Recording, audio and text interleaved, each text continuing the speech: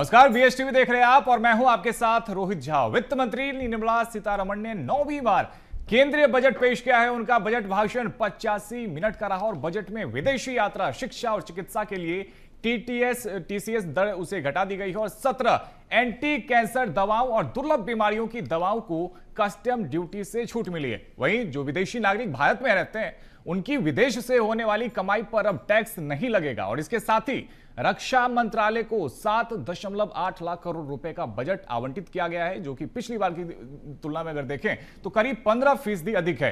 हालांकि आयकर स्लैब में कोई बदलाव नहीं किया गया। बजट में आयकर छूट का ऐलान भी नहीं किया गया है। बजट में पूंजीगत व्यय बढ़ाकर 12.2 लाख करोड़ रुपए किया गया है और एमएसएमई, हाई स्पीड रेल, साथ ही बायोफार्मा, सेमीकंडक्टर, आयुष संस्थान और मेडिकल टूरिज्म हब जैसे कई बड़े क्षेत्रीय और रणनीतिक निवेश की घोषणाएं भी की गई है। किसानों के लिए बहुभाषी एआई टूल और छोटे टैक्स पेयर्स के लिए ऑटोमेटेड प्रक्रिया लागू की जाएगी।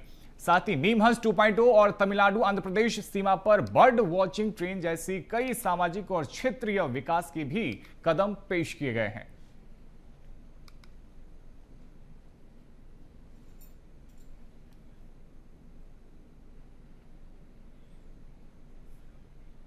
तो देखिए, वित्त मंत्री निर्मला सीतारमण ने 9वीं बार केंद्रीय बजट पेश किया है। पीएम मोदी ने बजट को लेकर कहा कि देश में रिफॉर्म एक्सप्रेस चल पड़ी है। जो बदलाव किए गए हैं वो एक्सप्रेशन से भरे हुए भारत के साहसिक प्रतिभाशाली युवाओं को खुला आसमान देते हैं। उन्होंने कहा कि बजट से रिफॉर्म्स को नई गति मिलेगी। ये स्केल और साथ ही सस्टेनेबिलिटी को मजबूत करने का प्रयास है। सबसे बड़ी पूंजी नागरिक इसी में निवेश किया। बड़े बड़े कदम उठाए गए हैं।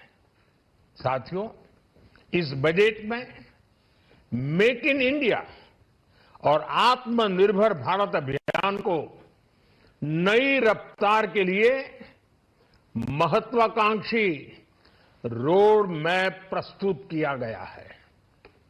इस बजट में नई उभरती इंडस्ट्रीज यानी सनराइज सेक्टर्स को जिस मजबूती के साथ समर्थन दिया गया है वह अभूतपूर्व है। बायोफार्मा शक्ति mission, semiconductor mission 2.0, electronic component manufacturing scheme, rare earth corridor का निर्माण, क्रिटिकल मिनरल्स पर बल, टेक्सटाइल सेक्टर में नई स्कीम, हाईटेक टूल मैन्युफैक्चरिंग को बढ़ावा, चैंपियन एमएसएमईज तैयार करना, ये फ्यूचरिस्टिक है, देश की वर्तमान और भविष्य की आवश्यकताओं का ध्यान रखती है। एमएसएमईज को, हमारे लघु और कुटीर उद्योगों को जो समर्थन इस बजट में मिला है वह उन्हें लोकल से ग्लोबल बनने की नई ताकत देगा। साथियों, बजट में इंफ्रास्ट्रक्चर को मजबूत करने के लिए कई बड़े कदम उठाए गए हैं। डेडिकेटेड फ्रेट कॉरिडोर, देश भर में वाटरवेज का विस्तार, high speed rail corridor, tier 2 और टियर 3 शहरों के विकास पर विशेष ध्यान और शहरों को मजबूत आर्थिक आधार देने के लिए म्युनिसिपल बॉन्ड्स को बढ़ावा। ये सारे कदम विकसित भारत की यात्रा की गति को और तेज करेंगे। आज पार्लियामेंट में निर्मला जी ने कहा है, यह युवा शक्ति बजट है। उसमें युवा की सोच भी है, युवा के सपने भी हैं, युवा का संकल्प भी है और साथ साथ युवा की गति भी है। बजट में जो प्रावधान किए गए हैं उससे अलग अलग सेक्टर्स में लीडर्स, इनोवेटर्स और क्रिएटर्स तैयार होंगे। तो देखिए, बड़ी बातें आपने पीएम मोदी की सुनी, जो बजट को लेकर वो बोल रहे थे। और अब मेहमानों से आपका परिचय करवाते हैं, क्योंकि बजट को लेकर के खास पैनल से चर्चा करने वाले हैं और समझेंगे सबसे आसान भाषा में कि आखिर बजट में कौन सी वो बड़ी बातें हैं जो आपको जानना चाहिए। मेहमानों से आपको परिचय करवाते हैं। सबसे पहले मनोज मोदी जी हमारे साथ में जुड़ गए हैं, को चेयरमैन है PhD CCI के, साथ ही हमारे साथ में editor in chief Sushil Sharma ji भी जुड़े हैं। आप दोनों ही मेहमानों का बहुत स्वागत है। सबसे पहले मनोज जी, आप ही के पास में आते हैं। अगर पिछले बजट से इसकी तुलना की जाए तो वो कौन सी बड़ी बातें आप देखते हैं जो इस बजट में शामिल की गई है, क्योंकि सरकार इसे ऐतिहासिक बता रही है? देखिए, सबसे पहले आपने मुझसे ये प्रश्न पूछा है कि पिछले बजट से की तुलना में इसमें क्या बेहतर है। तो मैं ये कहूँगा कि मैं पिछले बजट की बजाय मैं पूरे बजट आज तक जो मैंने देखे हैं या जो मैं समझा हूँ तब तक की बात करूँगा। तो मुझे ऐसा लगता है कि बजट की जो सोच है, बजट की जो समझ है, वो धीरे धीरे एक आम आदमी की बढ़ती चली जा रही है। ये एक बहुत बड़ा योगदान है किसी भी सरकार के लिए, जो ये बजट को आम आदमी तक पहुंचाने की कोशिश कर रही है और प्रेरणा दे रही है कि बजट आपके क्या काम का है। पहली चीज़ तो ये, मुझे याद है जब पहले हम कोई बजट देखा करते तो हम ये देखते थे टूथपेस्ट सस्ता हो गया, शक्कर महंगी हो गई, पेट्रोल सस्ता है, डीजल महंगा हो गया है, ट्रांसपोर्ट बढ़ जाएगा। इसके अलावा हमें बजट में कुछ समझ में ज़्यादा आता नहीं था। लेकिन ये पहला बजट मैंने ऐसा देखा है जिसमें किसी चीज़ की सस्ती, कोई महंगी, कोई आर्थिक योगदान जो इनकम टैक्स स्लैब के रूप में कम हो या किसी रूप में सरकार ने कोई वादा किया हो।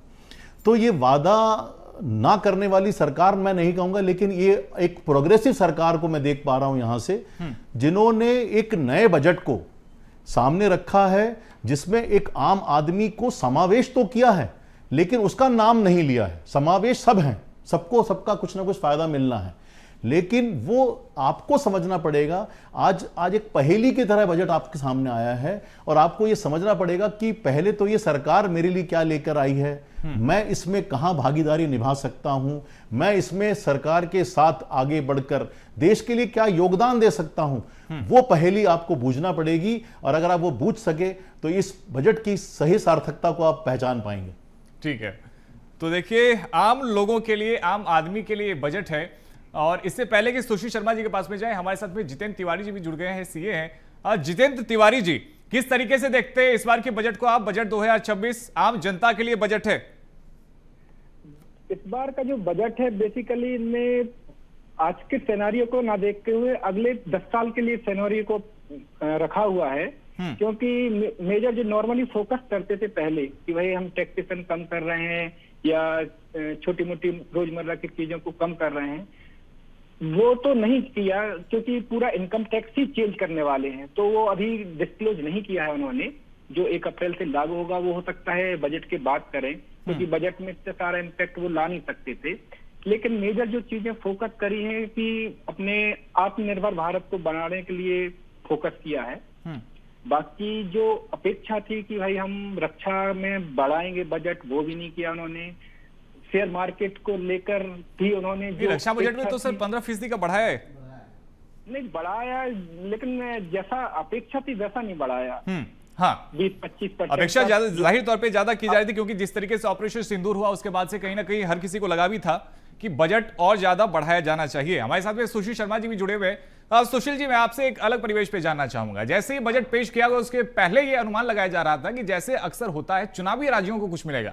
फिर चाहे हम देख रहे थे कि बिहार चुनाव से पहले, चूंकि पिछली बार बजट पेश किया गया था तो बिहार के लिए काफी कुछ था, लेकिन इस बार पश्चिम बंगाल या तमिलनाडु के लिए बहुत कुछ नहीं है। तो कुल मिला के इसे एक ऐसे नहीं देख सकते राजनीतिक परिवेश में कि एक राजनीतिक बजट है। कुल मिला के हर किसी का कहीं ना कहीं एक ध्यान रखा गया इसमें।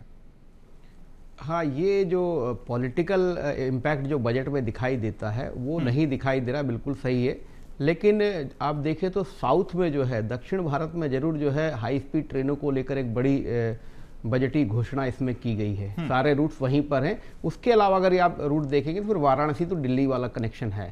तो ये है, तो इसका ये भी मतलब निकाला जा सकता है 27 में चुनाव है। हाँ, तो इसका ये भी मतलब निकाला जा सकता है कि जो भाजपा है या प्रधानमंत्री नरेंद्र मोदी या वित्त मंत्री निर्मला सीतारमन जो है, चुनावी राज्यों में बजट के बेतहाशा खर्च से अब बचना चाह रहे हैं। और उसकी 2 बड़ी वजह भी सामने आती है। देखिए, जिस तरीके का ट्रंप टैरिफ जो है, टेरर जो बना हुआ है वो, और पिछले साल ऑपरेशन सिंदूर, ये 2 ऐसी बड़ी घटना। और इसके बाद अगर आप वैश्विक सिनेरियो भी देखेंगे तो कहीं ना कहीं कभी लगता है युद्ध के माहौल की तरफ जा रहे हैं। तो आप अभी जो वैश्विक सिनेरियो है या वैश्विक परिदृश्य वो सिर्फ ये कह रहा है कि अपने आप को सुरक्षित करो, अपने आप को मजबूत करो और हर हालत में रक्षा क्षेत्र में आप अपने आप को आत्मनिर्भर बनाओ।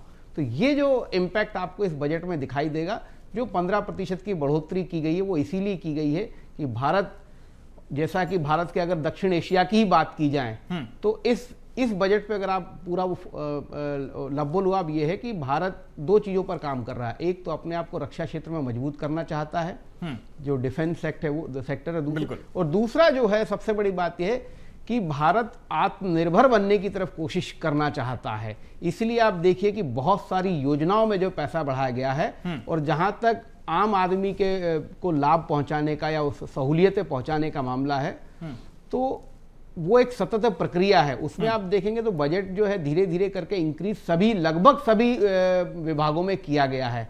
लेकिन अगर समग्र रूप से देखें तो जो बड़ी योजना है वो सबसे बड़ी योजना यही है। आप देखें महिला पर जो प्रधानमंत्री पिछली बार ज्ञान जो है शब्द को लेकर आए थे, जिसमें गरीब, युवा, अन्नदाता और नारी, तो अगर आप उसको विश्लेषित करेंगे तो उसमें हर वर्ग को कुछ ना कुछ मिला है। बस निराशा इस बात की है कि जो बजट आने के बाद जो शेयर मार्केट को जंप करना चाहिए था वो नहीं हुआ। तो जो इंडस्ट्री का जो इंडस्ट्री जो इसको एनालिसिस कर रही है वो कहीं ना कहीं कमजोर साबित ये बात मुझे लगता है मनोज जी आप भी इसका जिक्र करेंगे, क्योंकि शेयर मार्केट में वाकई में गिरावट देखने को मिली है। ऐसी उम्मीद नहीं की जा रही थी, लेकिन क्या वजह इसके पीछे आप देखते हैं? देखिए, सबसे पहले तो मैं इसको किसी भी बजट को कभी भी शेयर मार्केट से कभी लिंक नहीं करता मैं, क्योंकि रीज़न भी क्या है, इसमें 2-3 कंपोनेंट काम करते हैं। एक तो मुनाफा वसूली और उसके अलावा कुछ लोगों का पैसा इन्वॉल्व करना और लोगों को बीच में लेके आना और बाद में मार्केट को छोड़ देना, जैसे सोना चांदी के साथ अभी हो रहा है। तो ये सब कोई भी किसी भी कंट्री की जो बजट है उसको इम्पैक्ट नहीं करते, ना ही उसका कोई कंट्रीब्यूशन वो चेक करते हैं जिसके कारण से बजट बढ़ सकता है। ये ऊपर नीचे जो भी अभी दिख रहा है वो एक मुनाफा वसूली भी हो सकती है। और दूसरा ये रहता है कि एसटीटी में चूंकि थोड़ा सा इन्होंने कुछ 0.15% का इंक्रीमेंट किया है, लेकिन वो इतना बड़ा नहीं है कि जिसके बारे में हम कह सकें कि उसके कारण शेयर मार्केट नीचे आ रहा है और शेयर मार्केट ऊपर जा रहा है। ये तो सतत प्रक्रिया है जो भी, और ये सिर्फ पैसों का लेन देन है, इससे इंडस्ट्री को इम्पैक्ट नहीं पड़ता है। ये जो पैसा जो है ये ना इंडस्ट्री के पास आता है ना इंडस्ट्री के पास से जाता है। ये तो हम और आपके बीच का जो है जो सोच फ्यूचर लेके चल रहे होते हैं कि फ्यूचर में अच्छा परफॉर्म करेगी तो आज हम इतने में खरीद लेते हैं, तो इसका कोई है। और बजट का भी इससे कोई लेना देना नहीं, कोई बजट सतत प्रक्रिया है।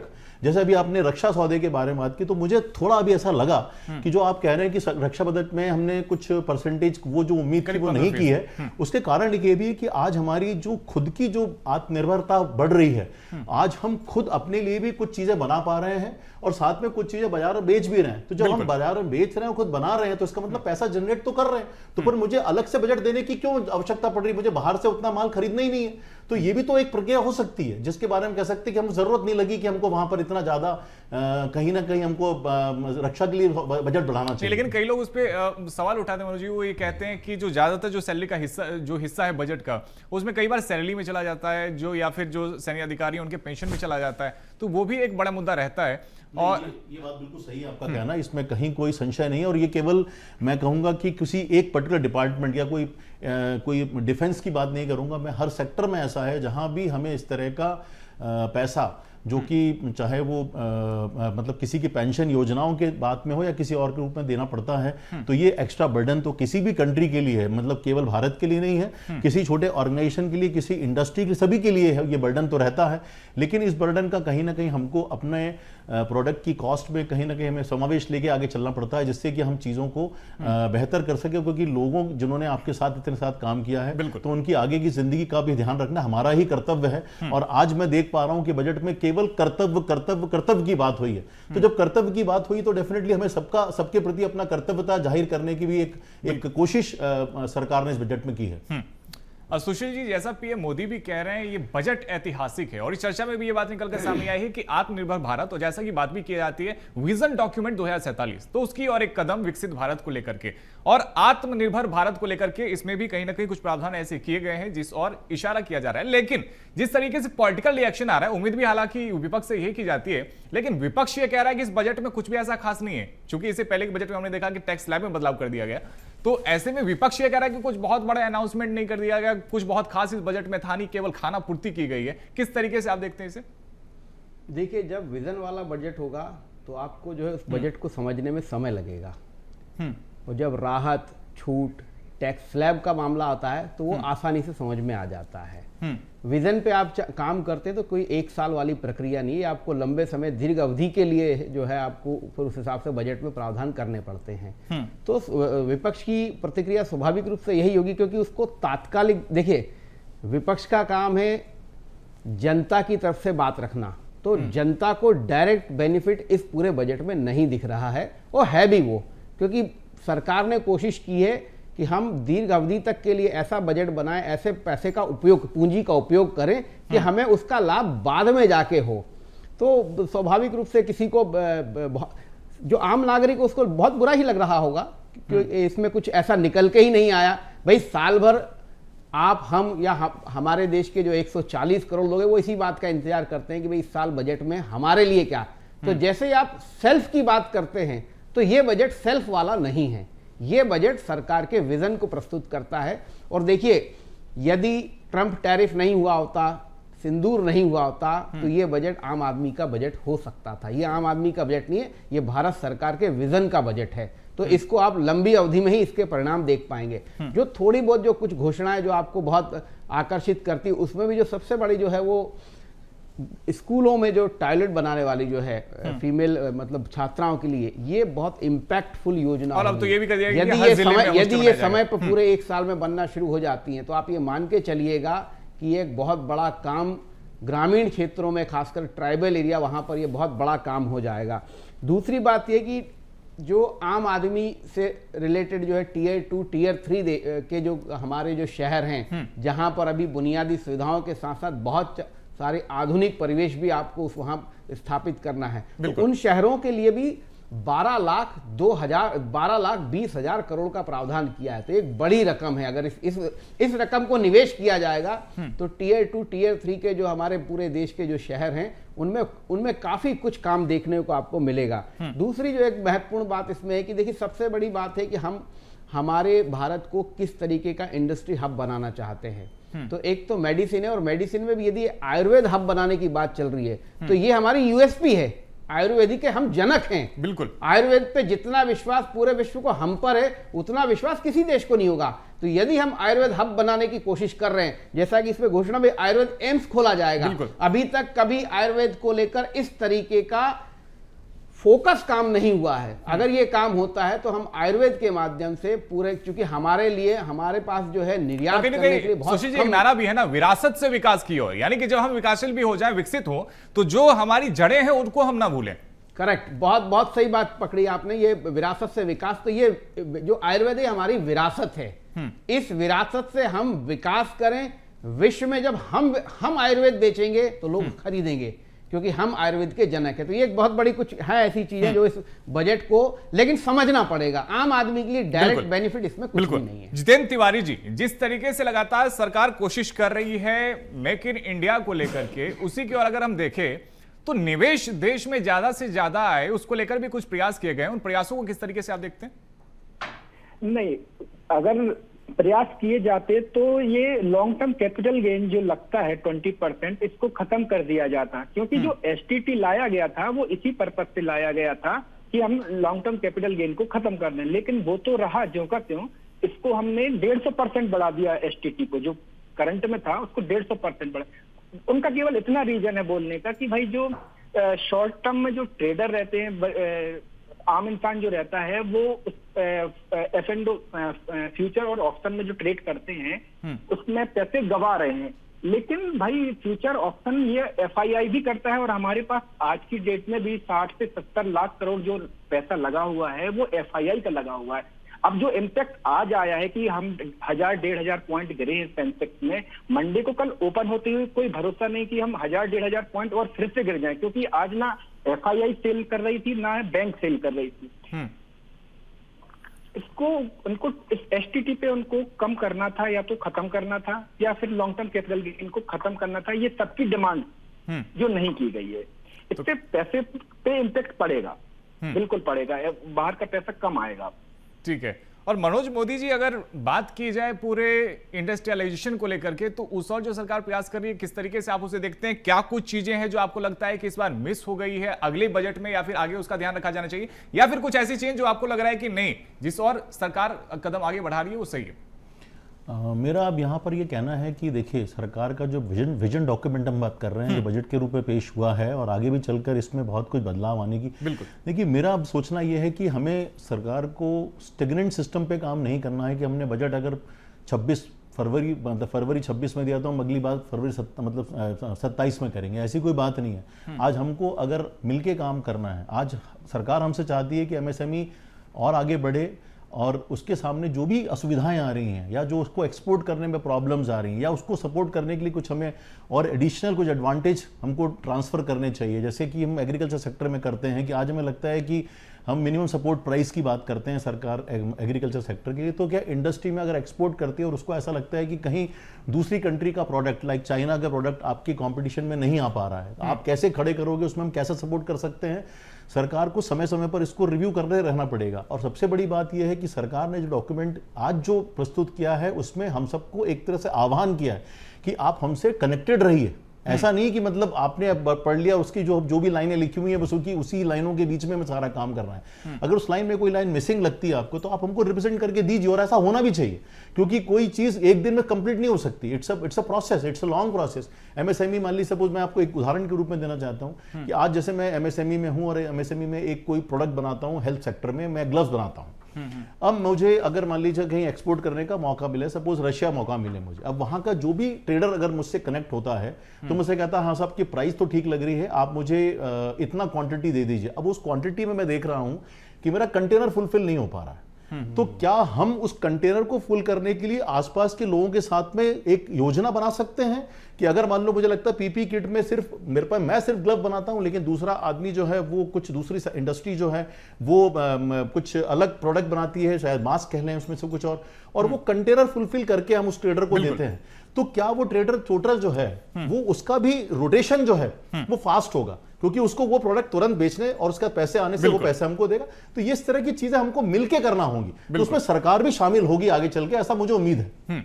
समय की हमारे पास में थोड़ी सी कमी है। सुशील शर्मा जी, छोटा सा कमेंट, क्या आपको लगता है कि ये इस बजट में वो चीजें हैं जो ऐड की जानी चाहिए, या फिर आगे आपको लगता है कि विजन डॉक्यूमेंट को लेकर जिस तरीके से हम बात कर रहे हैं, आपकी क्या उस पर प्रतिक्रिया होगी? वो कौन सी चीजें हैं जो आपको लगा कि मिस रह गई? देखिए, मुझे लगता है कि अगर हम पूरे बजट को एनालिसिस करें तो पिछले एक साल की घटनाओं पर, जैसे मैं बोल रहा हूँ, आपको जिक्र करना होगा। एक घटना हम और भूल गए थे, एक बड़ी घोषणा थी जीएसटी 2.0। तो जनता को जो सबसे बड़ी राहत देनी थी वो बजट के 4 महीने पहले ही सरकार दे चुकी थी।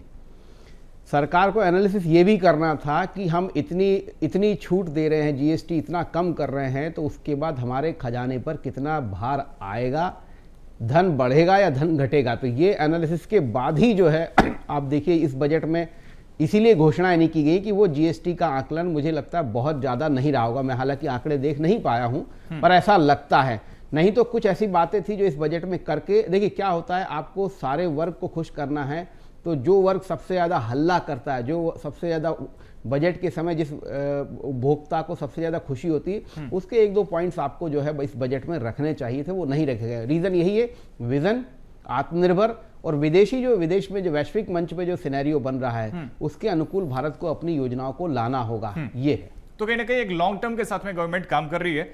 तो फिलहाल समय के हमारे पास में कमी है। इस चर्चा में बनने के लिए बहुत शुक्रिया मनोज मोदी जी आपका, सुशील शर्मा जी आपका, और साथ ही हमारे साथ में जितेंद्र तिवारी भी जुड़े थे। जितेंद्र जी आपका भी बहुत शुक्रिया। तो देखिए, बजट पेश हो चुका है और इसे आम जनता का बजट कहा जा रहा है और विजन डॉक्यूमेंट 2047 की ओर एक कदम इसे माना जा रहा है। और कोशिश हमारी यही थी कि इस चर्चा के माध्यम से आपको बजट की बारीकी को आसान शब्दों में समझाए हमारे इस खास पैनल के साथ में। तो इस चर्चा में फिलहाल इतना ही। खबरों का सिलसिला जारी है, आप देखते रहिए BSTV। धन्यवाद।